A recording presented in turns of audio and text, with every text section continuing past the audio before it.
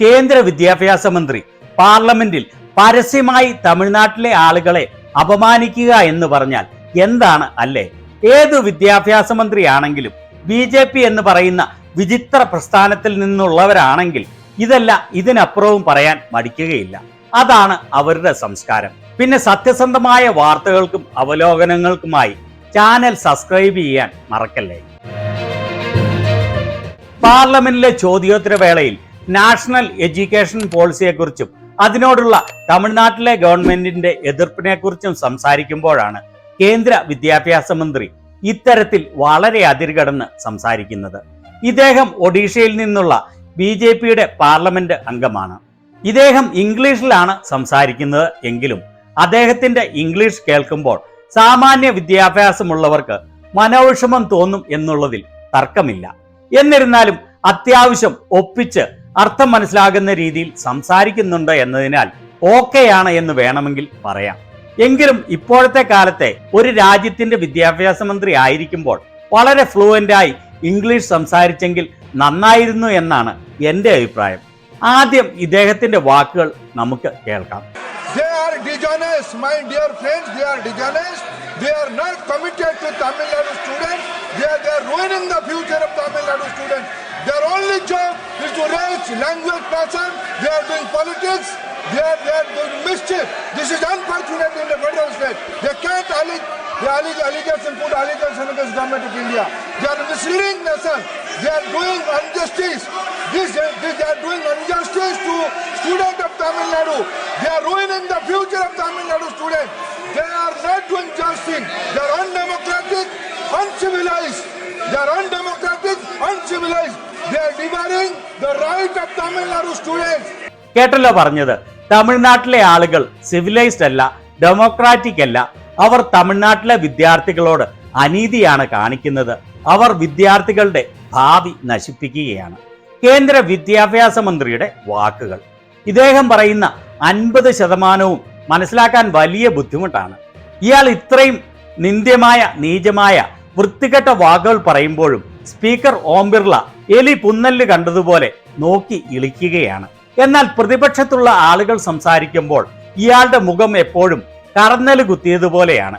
പ്രതിപക്ഷത്തിന് നേരെ എപ്പോഴും ക്രൂരഭാവത്തോടെ നോക്കുകയും അരിശം കൊള്ളുകയും ചെയ്യുന്ന സ്പീക്കർ ഇത്രയും നീചമായ വാക്കുകൾ കേട്ടിട്ടും കാമുകിയെ നോക്കുന്ന രീതിയിൽ അതീവ ആഹ്ലാദത്തോടെ അയാളെ നോക്കി പുളകം കൊള്ളുന്നത് കാണുമ്പോൾ എന്താണ് പറയേണ്ടത്?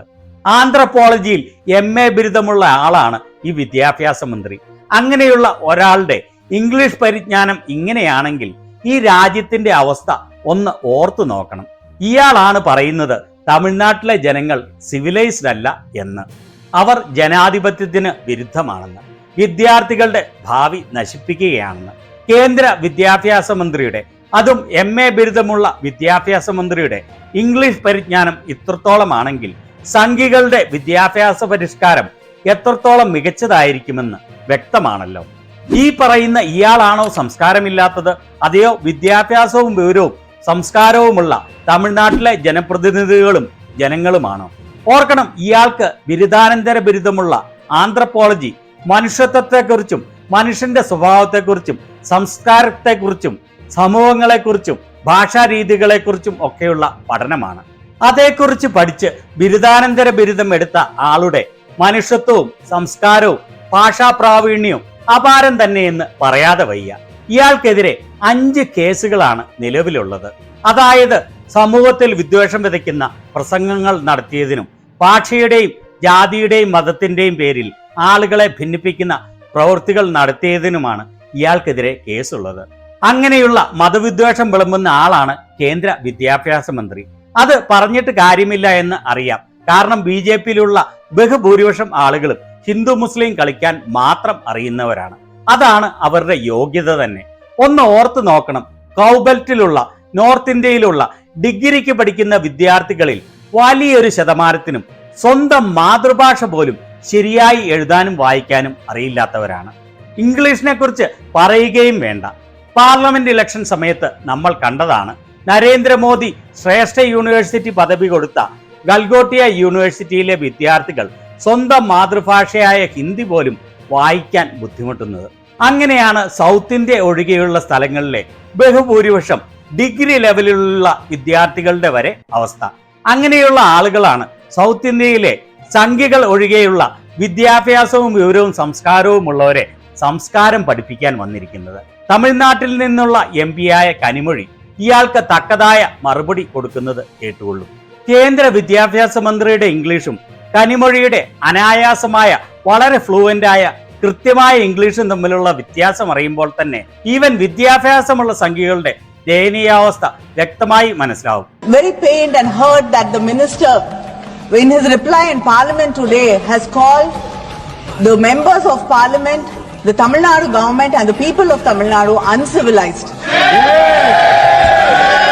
Truth is that members of parliament, sir, that is not enough, sir. Sir, and met the minister representing that SSA funds have to be released to Tamil Nadu. And the minister from Tamil Nadu also was there in the delegation, and we had clearly said that we have issues with the NEP. We cannot accept it in full because 3-language policy is not acceptable to Tamil Nadu. കേട്ടല്ലോ കനിമൊഴി വളരെ നല്ല ഇംഗ്ലീഷിൽ ഇയാൾക്ക് വളരെ വ്യക്തമായി മറുപടി കൊടുത്തത്. ഏതായാലും സവർക്കറുടെ പാരമ്പര്യം അനുസരിച്ച് ഇയാൾ ഇതിന് ക്ഷമ ചോദിക്കാൻ തയ്യാറായി. അയാളുടെ ക്ഷമ പറച്ചിൽ കേട്ടുകൊള്ളൂ. Regarding on the members of my Tamil Nadu, on the government of Tamil Nadu and people of Tamil Nadu, let us not mix. I am not. Let me first withdraw my word. ഇനി ഇയാളുടെ ഈ നിന്ദ്യമായ വാക്കുകൾക്കെതിരെ DMK MP തമിഴ്ച്ചി Thangapandian തട്ടും തടവുമില്ലാതെ വളരെ ഫ്ലുവൻ്റായ മനോഹരമായ ഇംഗ്ലീഷിൽ മറുപടി പറയുന്നത് കേട്ടുകൊള്ളൂ. Attention to the matter of this honorable house, a matter of very grave concern. Our honorable Union Education Minister has misled the house regarding PM Shri scheme. Madam, we have never agreed, our party leader as well as the member of the delegations, members of the parliament as well as the school education minister, when they have met the honorable minister, they have never agreed, and our chief minister Mr. M.K. Stalin had categorically stated that we would never sign the NEP, and this is pressurizing the state government. എന്തിനേറെ പറയുന്നു, മോദി ക്യാബിനറ്റിൽ ഒരുപക്ഷെ ഏറ്റവും മികച്ച English പറയുന്നു എന്ന് അവകാശപ്പെടുന്ന S. Jaishankar പോലും ഇത്ര മനോഹരമായി ഫ്ലുവൻ്റായി ഇംഗ്ലീഷ് സംസാരിക്കുകയില്ല എന്നുള്ളതാണ് വാസ്തവം. ഇതേപോലെ വിവരവും വിവേകവും സംസ്കാരവും ഉള്ളവരാണ് തമിഴ്നാട്ടിൽ നിന്നുള്ള MP മാർ. അവരെയും അവിടുത്തെ ജനങ്ങളെയുമാണ് ഇയാൾ സംസ്കാരം ഇല്ലാത്തവർ എന്നും വിദ്യാർത്ഥികളുടെ ഭാവി നശിപ്പിക്കുന്നവർ എന്നും പറയുന്നത്. രാജ്യസഭയിൽ കോൺഗ്രസ് അധ്യക്ഷനും രാജ്യസഭ പ്രതിപക്ഷ നേതാവുമായ മല്ലികാർജുൻ ഖാർഗെ ഈ കേന്ദ്ര വിദ്യാഭ്യാസ മന്ത്രി രാജിവെക്കണമെന്ന് ആവശ്യപ്പെട്ട് രംഗത്തെത്തി. मेरे को ये कहना है कि इस देश के एक भाग को और एक भाग के जनता को अगर आप उनके स्वाभिमान को ठेस लगाने की बात करेंगे और आप ये कहेंगे कि अनकल्चर्ड, अनसिविलाइज्ड और वो मानव नहीं है, अगर ऐसा कहते हैं तो आप मंत्री से इस्तीफा लो. देश को डिवाइड करने की बात कर रहे हैं. മല്ലികാർജുൻ ഖാർഗെ പറയുന്നത് ഈ രാജ്യത്തിന്റെ ഒരു ഭാഗത്തെ, ആ ഭാഗത്തുള്ള ജനങ്ങളെ, അവരുടെ അഭിമാനത്തെ മുറിവേൽപ്പിക്കുന്ന വാക്കുകൾ പറഞ്ഞാൽ, അവരെ അൺകൾച്ചേർഡ് ആണ്, അൺസിവിലൈസ്ഡ് ആണ് എന്ന് പറഞ്ഞാൽ നിങ്ങൾ മന്ത്രിസ്ഥാനത്ത് നിന്ന് രാജിവെച്ച് ഇറങ്ങിപ്പോകണം. രാജ്യത്തെ ഭിന്നിപ്പിക്കുന്ന ഇത്തരത്തിലുള്ള വാക്കുകൾ പറയുന്ന ഈ മന്ത്രി രാജിവെക്കണം. സംഘികൾക്ക് ഒരിക്കലും ദഹിക്കുകയില്ലെങ്കിലും ഇവർ സംസ്കാരം ഇല്ലാത്തവർ എന്ന് വിളിച്ച തമിഴ്നാട്ടിലെ അവസ്ഥ എങ്ങനെയാണ് എന്ന് നോക്കാം. വിദ്യാഭ്യാസത്തിൽ നമ്പർ 1 ആണ് തമിഴ്നാട്ടുകാർ. തൊഴിലവസരങ്ങൾക്ക് നമ്പർ 1 ആണ് തമിഴ്നാട്. വ്യവസായവൽക്കരണത്തിൽ നമ്പർ 1 ആണ് തമിഴ്നാട്.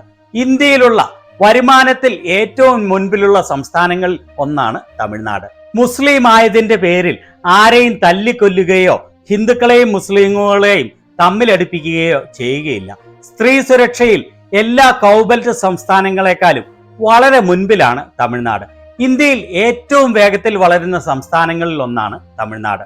അങ്ങനെയുള്ള തമിഴ്നാട്ടിലെ ജനങ്ങളെ ലജ്ജിപ്പിക്കുന്ന മുറി ഇംഗ്ലീഷിൽ സംസ്കാരമില്ലാത്തവരും അൺസിവിലൈസ്ഡ് ആണ് എന്നും വിളിച്ച കേന്ദ്ര വിദ്യാഭ്യാസ മന്ത്രിയെക്കുറിച്ച് നിങ്ങൾക്ക് എന്താണ് അഭിപ്രായം?